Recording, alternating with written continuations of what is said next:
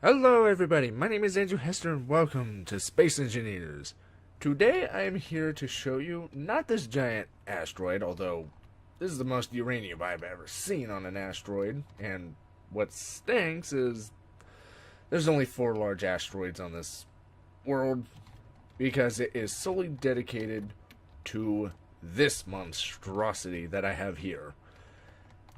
Now, I took the original concept of a solar collector that I had previously, but I scrapped it realizing there's not that much space for people. And with all the new updates, like when I first designed that old one, and sorry there's no video on that one because I took it off the original channel because this is the new main channel, and as I previously said before, people have said that I seem to have stuttered when I first started YouTube just because I was shy and I didn't know how people would take to me. But anyway, moving on from that, I redesigned it and made it bigger in terms of crew accommodations. But otherwise, it's the same concept. As you can see here, massive solar panels. However, this is completely vanilla. There are no mods on this world. So when you go down below to the description, you will see where it is on the Steam Workshop. You can load it up, and if there are mods that you want, you can simply go down and just crap. I am not in creative. Be back in a moment. Sorry about that. I was experimenting with the testing in survival, and I was so excited I just couldn't hide it. Anyway, so if we just copy this and we'll just paste one in over here. Now, this is completely solar powered. There are no reactors on these, as I will show you in the control panel later. But if we come over here and turn that off and remove this little section here, you can see there is a huge section that is just empty space. And that is up for you guys to use how you see fit. Now, while you can move the thrusters to whatever side you want to make this maybe into or have the hangar oriented like this, or put in a giant wall and have like a Star Destroyer hangar where you fly up into it and then land like that, up to you. As a lot of my newer designs will be, I'm going to take into account not only mods that I would use, but possibly other people, but future updates. Like when I first did the original solar collector, we didn't have oxygen. I used mods for that because I didn't know what to expect, and I am highly anticipating being able to have food in the game. I know some people don't want that. I'm one of the few who do, or many, I don't know. It's been a while since I looked at the feature requests, but to those who don't want it, I want the options to turn off food, but this isn't a video on that. I'm just saying that, like my new designs will incorporate. I just realized this is not conveyored at all. Okay, it is now conveyored. And if there is food, I might, if there is food, I'll probably attach them outside instead. Maybe the oxygen farms will, I'm getting way ahead of myself, but at the same time, considering, I guess I have to talk about food because this solar collector would okay, let me rewind. Okay, so now, the idea behind this solar collector, I'll just remove that since you've seen the interior. Now, the idea behind the solar collector, if you're a businessman or a businesswoman, you need you might think, okay, people are going to need energy to operate their factories, their shipyards, their, heck, maybe even their entire fleet is run off of batteries. I don't know why, but interesting concept. But in the middle of battle, I want nuclear power. But aside from that, you would build, well, it's pretty much free energy. You don't have to pay people to mine uranium, which is down there. You don't have to do whatever. You just collect the energy, transport it to maybe your own production facilities, and you don't have to worry about energy except for when someone crashes that energy tanker. That expect that episode shortly. Not today. Not today necessarily, but sometime down the road. But before we get to that, as we can see, it has thrusters on all sides, and I cannot stress this part enough. It is not designed to move. I mean, it can move, but it is really designed to just stay in one spot. The reason there are refineries and assemblers is because of my own idea of, rather than have the crew just sit here and go, I have nothing to do, I would have them, well, you, yes, you're all my slaves. No. Rather than have them just sit around, you can also have them mine. And so it has 40 refineries and 30 assemblers, so that way you can go out to asteroids like this, maybe hover over it, because as you can see here, I have the gravity generator extending max, so you can have the ore collect in a giant bowl on this asteroid as you're mining it. So that's one option. Otherwise, you can just take them all out and add an insane amount of batteries.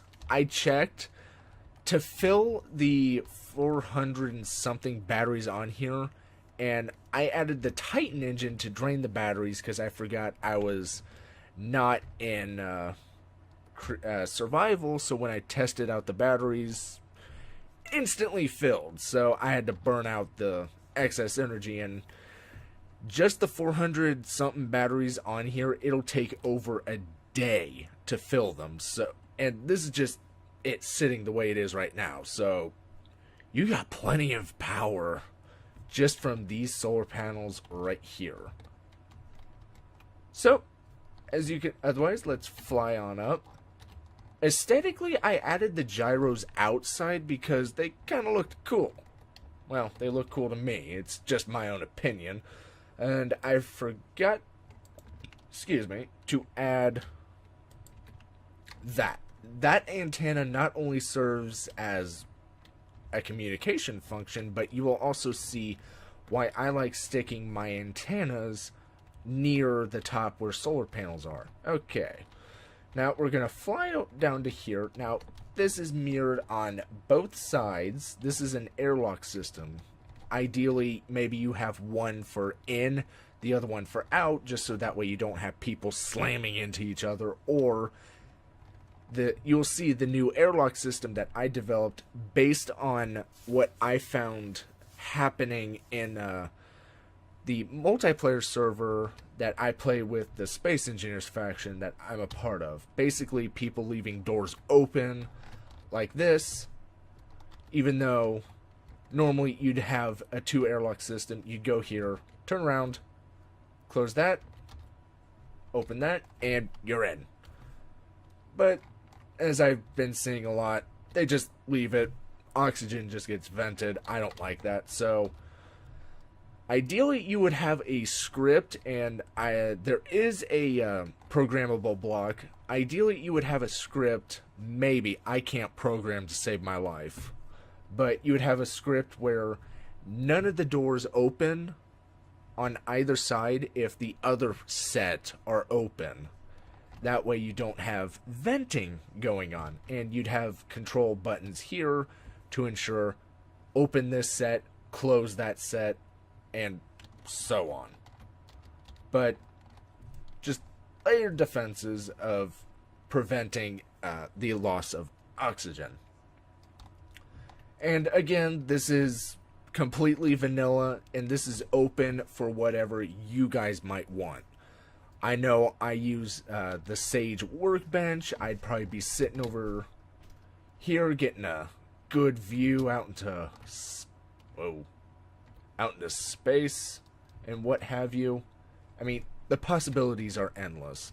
And there are even these cryopods. So that way you can log out if you're on a multiplayer server and you're fine. And you can house, looks like 12 people. Also, there are cockpits over here that are designed to resupply your oxygen and all your energy needs. And now that I think about it, right here, I forgot to install, where is it? So many options. There we go.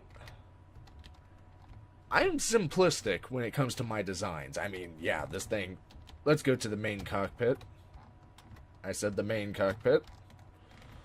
Or flight seat, whatever. I am simplistic. I mean, yes, this is a giant box. As a lot of my designs will show in the future, they are meant for a purpose, not to look good.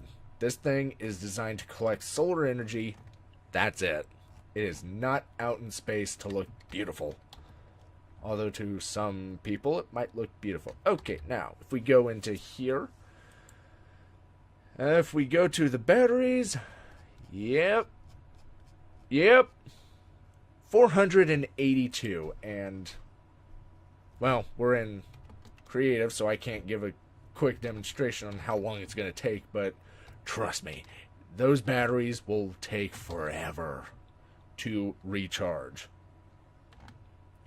Otherwise, Windows, blah blah blah, simple gravity generator, and in all honesty, you would never set a gravity generator to 1. I mean, maybe if you want to replicate gravity from Earth, but really in practice, you'd probably go with 0.1 at most. I know for my worlds, I usually go to the lowest detectable without going like flailing around. But now to show you how, let's just save this before I start flying anything, before something breaks. Like I said, this thing is not designed to move. I cannot emphasize that anymore. This thing, nope, it's not to move. Now, going down, this is painful, even for me. But really, like I said, it's not designed to move. Once it's in position, maybe above an asteroid, you don't move it. That's pure and simple. And maybe you use this as a mobile refining platform. Like, maybe you'd have a mining ship or a cargo ship that has a little catcher's mitt, as some other YouTubers who play Space Engineers call it. And they gather the ore, they hook up to the connector down below, and you gather the energy that way. Now, onto the connector. Why is there a connector when all this thing is designed to do is gather energy? And watch this. Oh, I left all of them open, and oh crap. I just vented everything. Not to worry. The secondary function of this is to gather oxygen and hypothetically also produce food. And maybe, I don't know. I hope they do, but at the same time, who knows?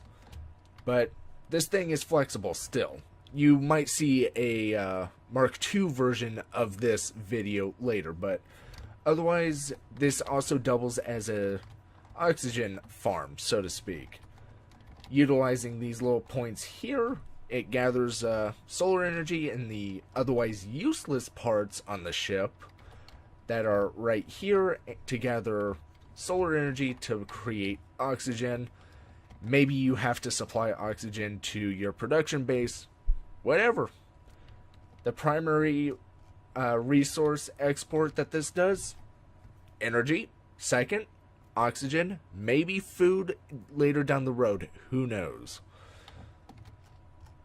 Anyway, now the sole purpose of the connector, really, if you just want to use this to collect energy, is to transfer the energy. The secondary purpose, transfer whatever this thing might produce and or take in raw materials, refine it, blah blah blah. I did the math. When all the refineries and assemblers, there are no arc furnaces, now that I think about it, I'll probably add, I don't know, I'll add a few before uploading this onto the Steam Workshop, but all those that are currently in it right now, 39.2 megawatts. And if we can fly back in quickly, maybe close that behind me. Quickly jog our way in, and oh, what do you know? Like I said, you can maybe vent the extra oxygen into other tanks or produce oxygen tanks. Who knows? This thing is my Swiss Army knife of production, but oh yeah, turn this thing with all the batteries supplying this 1.95 gigawatts. You're only using 39.2 megawatts. You can have huge, and granted, here's the function that I like using the antenna for, and that is as a sort of sundial. That way I know I'm getting the maximum output from my solar panels. Anyway, and if we go here, solar panel, yep, I am nearly at 100% efficiency. Turn that on. Well, it's full now, but you hopefully get the gist of what I'm getting at. And so, yeah, I mean, it's hideous, even by my standards, but it works. I would love to test this in a multiplayer setting, but I don't know if my Space Engineer buddies would go with it in the Space Engineers faction. Maybe, but I doubt it. I mean, I don't think they want to dedicate one person to operating this, even me, because I'm usually the dedicated miner, but I mean, like I said, it's ugly, and it does not, actually it turns fairly well, but like I said, it does its primary job, and that is collecting solar power. And the interior, as I said, open to whatever you want. I know I forgot to add storage containers, but it's got small containers up here. I'll probably turn these conveyors into storage. Maybe I'll tweak the design a bit before submitting it, but like I said, it has its own purpose, and it's really up to you guys how you want to use it. So, on that note, thank you all so much for watching. I hope you've enjoyed this. Down below in the description, once again, will be a link to the Steam Workshop to where you can get this, and my Steam Workshop to where you can get my original version of a solar collector, and you can compare. I used mods in that one. Once again, this one does not have mods on it. I will remove the Titan engine mod before uploading this on that note. And once again, thank you all so much for watching, and I hope to see you in the next video. Bye bye.